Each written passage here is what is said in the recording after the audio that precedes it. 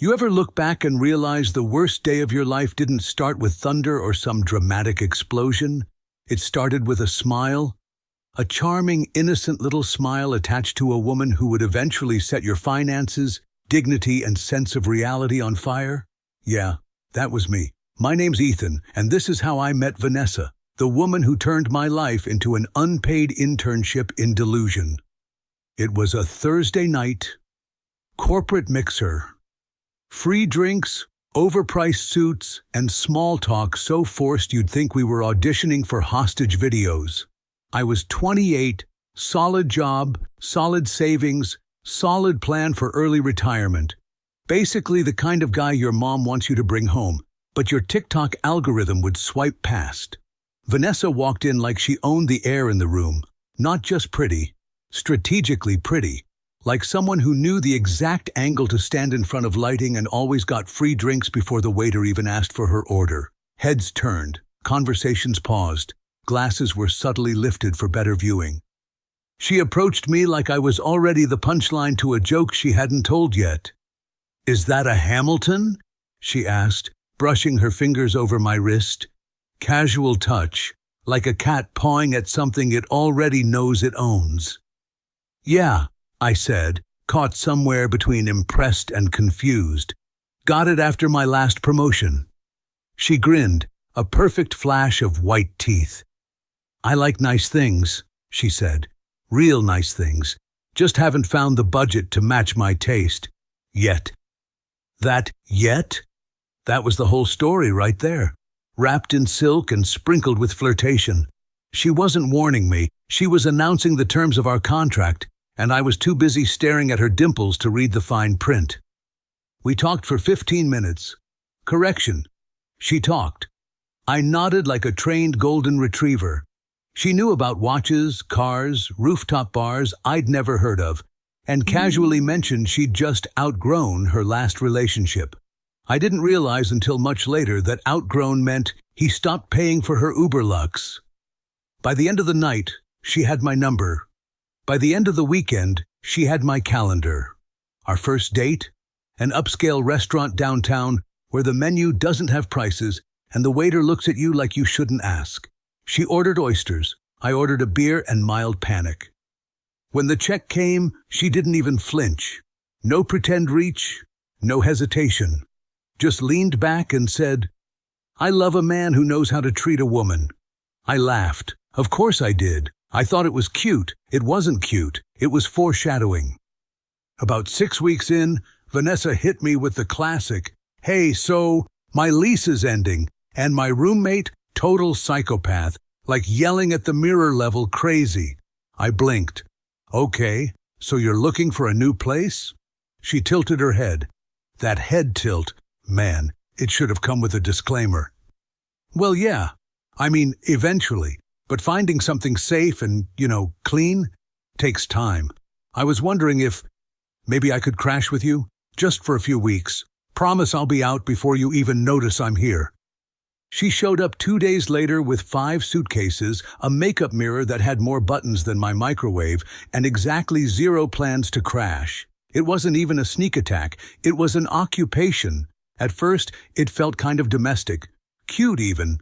She made coffee once, lit candles, constantly, and said things like, "Isn't it wild how your place just feels like ours now?" Mine? Ours?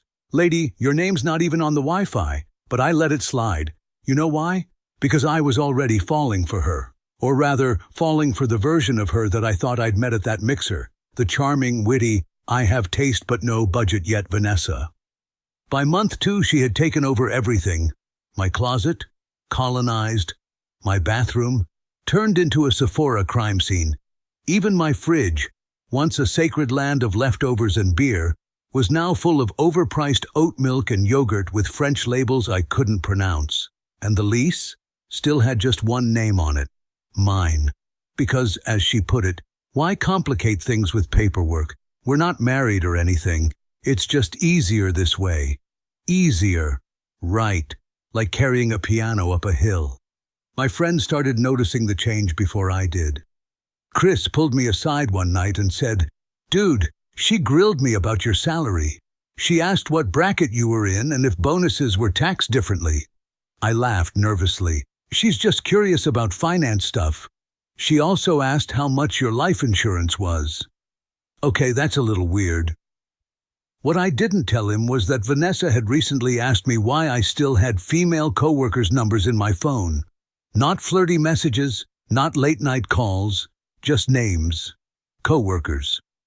She waited until I was in the shower and then casually checked something on my phone. When I came out, she was sitting there scrolling like a detective looking for clues in a crime thriller. She looked up and said, "Who's Claire?" "My cousin." She squinted. "You're close with your cousin?" I didn't know how to answer that. I mean, yeah? We shared Legos as kids, not a timeshare in the Maldives. "I just need to know I can trust you," she said, all soft and sincere. My ex cheated on me with someone from work. I still get triggered sometimes. Meanwhile, her phone had a stronger password than my bank account. I'd never seen the screen on for longer than 0.2 seconds. She kept it face down, with the energy of someone hiding state secrets, and still I convinced myself she just had trust issues. Because when you're wearing emotional blinders, every red flag just looks like a romantic gesture waving in the wind. The marriage. That thing we did in a vineyard with a sunset and filtered vows, she made me rehearse like a stage play. To me, it was a commitment. To her, it was probably content. I should have known it was trouble when she insisted on a photographer package that included drone shots of her walking down the aisle. Anyway, point is, yeah, we were married, on paper. Emotionally, she'd been single since the honeymoon. By the time our one-year anniversary rolled around, Vanessa had already cycled through 3 jobs, and I mean complete career arcs. Each one ended in a dramatic fireball of toxic workplaces and hostile environments that sounded more like rejected Netflix thrillers than office stories. According to her, job number 1, her boss was sexist and intimidated by strong women. Job number 2, her coworkers were jealous of her looks and sabotaged her spreadsheets. Job number 3, a client made advances during a video call despite never turning on his camera. Every time she quit, it came with a monologue. Think TED Talk, but sponsored by red flags. "I refuse to let anyone undervalue me," she'd declare, freshly unemployed, sprawled across my couch like a tragic poet with contouring. I wanted to support her. I really did. So I smiled, nodded, and cooked dinner while she recovered from the emotional toll of corporate trauma. Meanwhile, our joint account shrank like cotton in hot water, while her personal account, which I wasn't even allowed to look at, somehow kept spitting out new dresses, skincare kits, and $40 candles labeled Zen. "I'm investing in my personal brand," she'd say, striking a pose in front of the mirror while I tried to figure out if we could pay rent and buy groceries in the same month. You can't expect me to network looking shabby. Funny, because the only place she seemed to network was Instagram. Her days were consumed by selfies, filters, and engagement metrics. My days, long hours, overtime, calls at 10 p.m., so she could keep building her presence. I'd come home exhausted and find her standing in perfect lighting trying to take the right boomerang of her smoothie. "Can you move? You're blocking the light," she'd say, like I was just an extra on her reality show. Dinner? Often forgotten. Laundry? Somehow still wet in the machine 3 days later. Our apartment? Looked like someone had robbed a photo studio and fled mid-shoot. One night I asked, "Why do you post all these perfect couple photos when we barely talk anymore?" She looked up from her phone, half smirked, and said, "It's called marketing, Ethan. No one wants to follow someone whose life is falling apart." Then she added, "Besides, what do you actually bring to the table, other than a paycheck?" I stood there, holding the takeout bag I picked up because she forgot to cook, again. And all I could think was, apparently, paying for everything isn't a personality anymore. But like a fool, I tried harder. Flowers, compliments, fancy date nights. She'd take pictures of everything, of course. Not for memories, for content. And once she had the right angle, the right lighting, the right caption, she'd smile at her phone and not at me. It was supposed to be a turning point. After years of busting my back while Vanessa built her brand by posing next to rented Ferraris and borrowed flat whites, I finally got promoted. And not just a title change. I'm talking corner office, team leadership, a fat salary bump that made my accountant call just to say, "Congrats." I walked into our apartment that night, grinning like a man who thought maybe, just maybe, this was the moment Vanessa would look at me the way she looked at her own reflection on Instagram. She didn't even glance up from her phone. "Guess you'll be even busier now," she said, scrolling like she was allergic to eye contact, then added, "More important than ever to maintain the image." Image. That word was doing more heavy lifting in our relationship than I was. Later that night, she posted a glowing paragraph on social media. "So proud of my amazing husband and his promotion. He works so hard, and I'm lucky to be by his side." Cue heart emojis, comment section fireworks, mutual friends tagging us with couple goals and power duo. Meanwhile, I was in the kitchen eating cold leftovers off a paper towel because she'd forgotten to do groceries. Again, the disconnect between what we posted and what we were living had grown so wide, I half expected to fall in and never come out.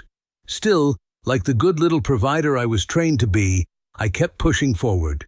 I planned something small for my 32nd birthday, just a chill dinner with a few close friends. You know, human interaction, real laughter, no curated content. Vanessa had other plans. "No way," she said. "We're throwing a party. People expect that now." Oh yes, heaven forbid the followers don't see cake in high resolution. She rented furniture, hired a florist, bought a cake so tall it looked like it needed structural support. I walked into our own home and didn't recognize it. I felt like a guest. Correction, I felt like a prop. The whole night was a photo shoot. Every guest who arrived, Vanessa pulled them into frame. Every drink served, hashtagged, every laugh, filtered and staged. And my birthday? Somewhere between photo number 84 and her adjusting her lighting ring. When the last guest left and I finally sat down, Vanessa handed me a wrapped box. Inside was a luxury watch, the kind that makes your wrist feel rich and your credit score feel nervous. "You deserve it, babe," she beamed, already positioning her phone to capture my expression. I tried to smile, not for her, for the camera. 3 days later, I checked our joint credit card. The one we agreed was strictly for emergencies and household expenses. The watch, charged in full. I confronted her that night. I didn't even raise my voice. I was too tired for theatrics. "You used our emergency card for a birthday gift I didn't ask for." She blinked at me like I'd just suggested canceling Christmas. "Why are you being so stingy?" "Stingy? I'm talking about communication, Vanessa. About discussing big purchases."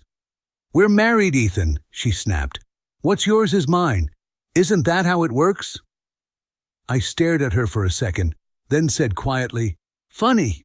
It doesn't ever seem to go the other way." Her eyes narrowed. "What's that supposed to mean?" "It means I fund your entire lifestyle while you contribute absolutely nothing financially, and somehow I'm still not allowed to ask questions." That was the night something in me cracked. Not broke, shifted. I didn't yell, I didn't storm out, I just stopped protecting her from my disappointment. I stopped playing the husband she kept posting about while treating me like a background blur. For the first time, I didn't apologize. After the birthday credit card ambush, the emotional climate at home dropped below freezing. I wasn't just walking on eggshells anymore, I was sleeping on them. She barely looked at me unless I had something in my hand with a receipt attached. One night, I tried to cuddle up behind her in bed. Just a simple gesture. She pulled away like I sneezed on her. "Don't," she said, flat and distant. I blinked. "What's wrong?" She turned, eyebrows arched like I had the nerve to ask. "You think a few compliments and some takeout earn you access to me?" "Access?" "I'm not some vending machine, Ethan. You don't get affection just because you did the dishes." I sat there in stunned silence. You want intimacy? She continued. Try surprising me with a new bag, or maybe book a couple's massage. Do something worth responding to. Wait, so I have to buy your affection now? She snorted. Call it what you want. Flowers, gifts, effort. It's how grown men show appreciation. I'm not going to play house with a man who doesn't make me feel valued. Ah, yes. Valued. Apparently, valued came with a price tag and no refund policy. Melissa's husband sends her edible arrangements every week. Every week, Ethan. He tells her she's beautiful every morning. I wanted to say I wasn't Melissa's husband. I also wanted to say I wasn't a debit card with legs. Instead, I just said, I brought you coffee this morning. She scoffed. From a gas station. And with that, she turned back to her phone, scrolling through her filtered world like I didn't exist right next to her. Weeks later, I had a work trip to Seattle. Vanessa barely blinked when I told her. Normally, she'd demand updates like a probation officer with Wi-Fi. This time, one, have fun and radio silence. On the third night, around 10 p.m., I was half asleep, scrolling Instagram on muscle memory when I saw it. Vanessa. Candlelight. A martini. Caption. Sometimes it's about reconnecting with your soul. Weird, because her last text to me said, staying in tonight. Wine plus skincare. I texted, how was girls' night? Hours passed. Finally. Fine. Going to sleep. You?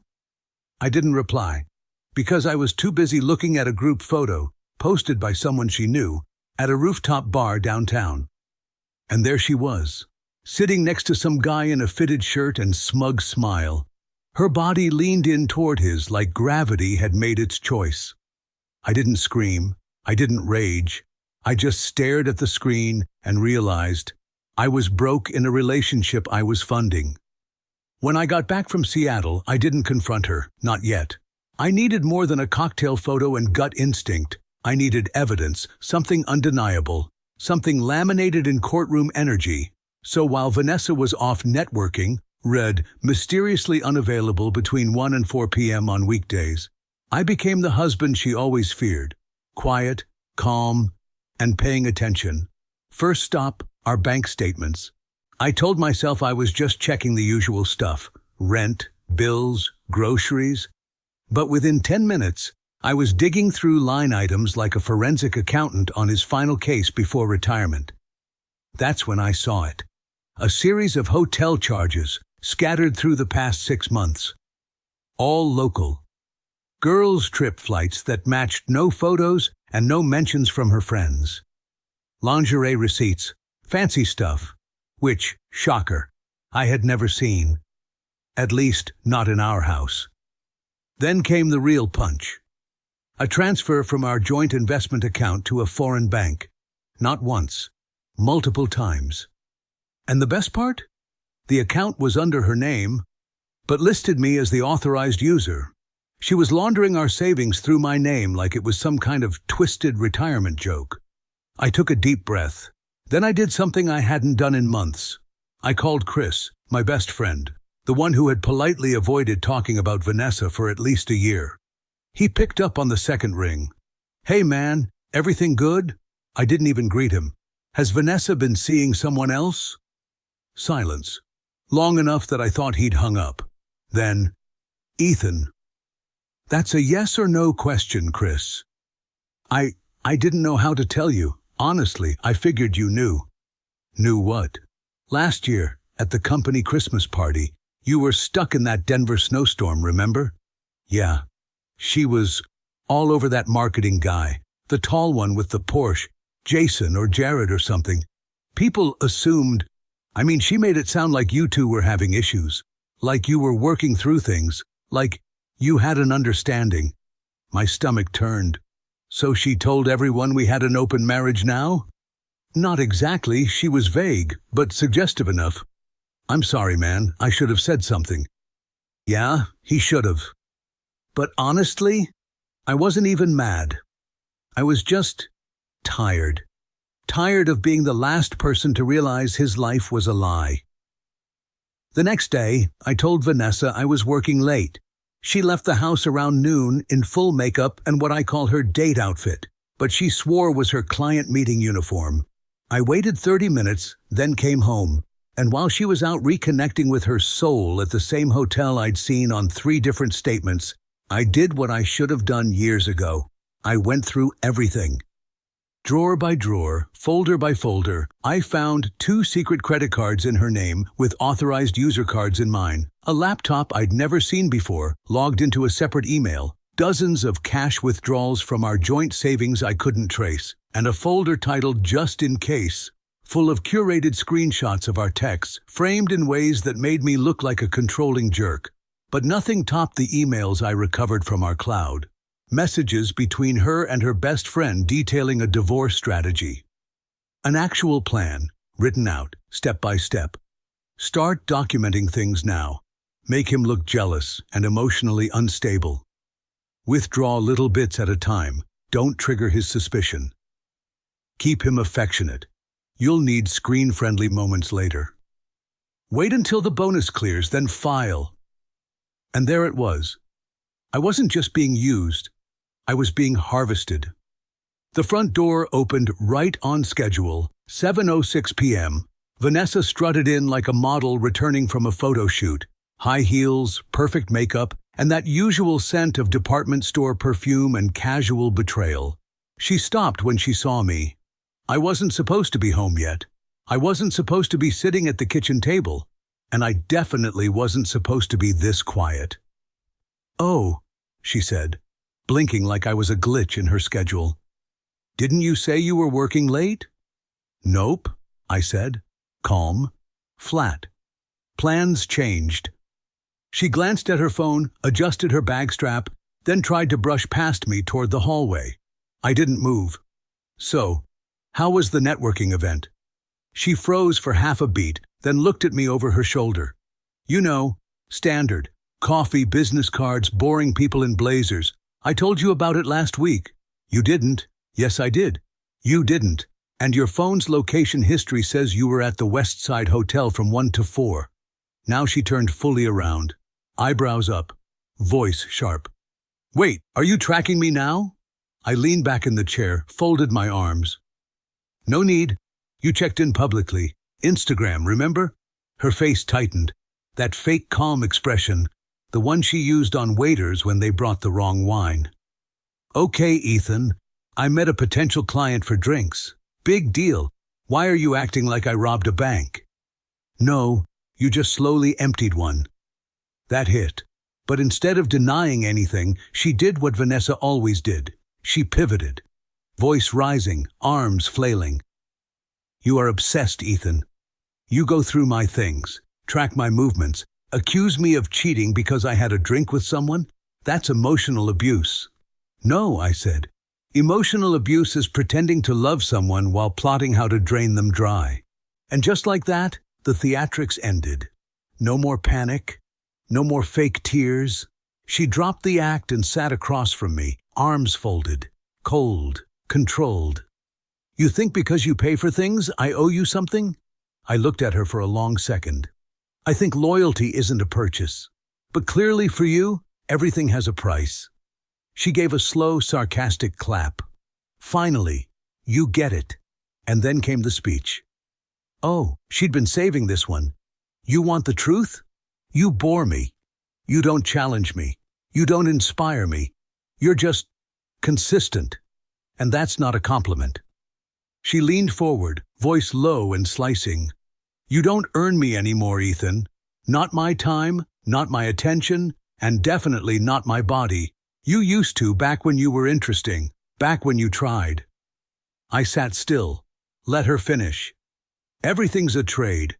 I give you presence, beauty, a trophy wife people admire, your friends envy you, your bosses respect you, and in return, I get, what? A guy who tracks hotel receipts?" I nodded, slowly, finally. "Thanks for the honesty. I'll be filing for divorce." She didn't blink. She smiled. "Good luck with that. Half of everything is mine, and I've got proof you're emotionally unstable." I raised an eyebrow. "What proof?" "Instagram. I've got screenshots, posts, comments, all showing how controlling you are. Times you questioned me. Times I cried, "You've already lost the narrative." I stood up. "You might want to reread our prenup, especially the sections on infidelity and financial transparency." And for the first time in months, she didn't have a comeback. Not a clever insult, not a smug one-liner, just silence. That night, I slept in the guest room, and the next morning, I contacted a lawyer. By noon the next day, Vanessa had already launched her counterattack, not through a lawyer, through Instagram. Her followers were treated to a filtered selfie with red eyes, perfectly smeared mascara, and a caption that read, "Some people will do anything to make you look like the villain, just because you finally found the courage to choose yourself." And just like that, the narrative shifted. I wasn't the husband she'd drained dry. I was now the monster in her Instagram novella. Her post blew up. Likes, comments, sympathetic messages. People I hadn't spoken to in years suddenly had opinions on what I did. One even messaged me, "I always knew you were intense. Hope she's safe." Meanwhile, I was knee-deep in folders, flash drives, and bank statements, building a case like a man who finally understood what marrying for love had cost him. I didn't fight her online. I didn't comment. I didn't post screenshots or cryptic quotes about truth coming to light. I went quiet, strategic, dangerous. Because while Vanessa was crafting the performance of a lifetime, I was assembling receipts, literal ones, hotel invoices, transaction histories, photos she thought were deleted, messages from mutual acquaintances who started quietly reaching out with versions of, "I didn't know the full story, man, I'm sorry." When the divorce proceedings began, she walked in like she was ready for war. Flawless outfit, fake sadness, and a lawyer who looked like he practiced posing more than law. Her opening move? Accuse me of emotional abuse, controlling behavior, and financial manipulation. Then came my lawyer, carrying a binder thicker than our wedding album. We laid out her undisclosed accounts, the offshore transfers, proof of infidelity, violations of the prenup, the emails, the plan, the lies. The room got real quiet, real fast. Vanessa's lawyer tried to pivot. My client was under emotional distress. But the judge wasn't buying it. Judges, it turns out, don't care much for hashtags. The prenup held. The emotional abuse angle collapsed under the weight of evidence. Her entire social media persona reduced to a prop in court. Afterward, mutual friends who had once liked her healing posts began messaging me, some to apologize, some to confess that she'd been planting stories about me for years. Apparently, I was both, a controlling tyrant and a distant, emotionally absent husband who made her cheat out of loneliness. Consistency? Not her strong suit. But it didn't matter anymore. The truth was out, and the curtain had dropped. 6 months later, divorce finalized, property split 90-10, thanks to the prenup she forgot existed. Public perception quietly shifting from poor Vanessa to, wait, what actually happened? And me? I was breathing again, eating again, sleeping without the weight of someone else's spotlight burning holes through the mattress. For the first time in years, my apartment felt like mine. No candles that smelled like depression and eucalyptus. No ring lights in the living room. No selfie marathons before dinner. Just quiet. Beautiful, boring, unfiltered quiet. And then it happened. A work event. A tech expo of all places. Fluorescent lighting, lanyards, and awkward handshakes. I was standing near the coffee bar, waiting for my third cup of corporate jet fuel, when I heard it. That laugh. Not a real laugh. The curated one. The same one I'd heard at every dinner party and fake candid photo shoot. I turned, and there she was. Vanessa. Same hair, same teeth, different energy. She looked tired. Still gorgeous, still styled to perfection, but harder. Like someone who'd been performing too long without intermission. On her arm? A younger guy. Polished. Flashy watch. Nervous smile like he was trying very hard to impress someone who never stopped evaluating him. He was me, 8 years ago. Our eyes met, briefly. She gave me a tight corporate smile. The kind you use when you bump into someone you owe money and an apology to. Then she turned away, whispered something to her new accessory, laughed that same performance laugh, already working the next illusion. I didn't feel hate. I didn't feel satisfaction. I felt pity, not because she moved on, but because she hadn't. Still chasing image over intimacy, still trading attention for applause, still living in a world where everything is a transaction and everyone is a client. That night, I deleted her from the last place she still existed in my life, my social media. Unfollow, unfriend, unplug, the final chord, cut clean. She'll probably rewrite the story again. In her version, she'll rise from the ashes. I'll be the villain with a spreadsheet, and the next guy will be her redemption arc. But me? I'm not in her story anymore.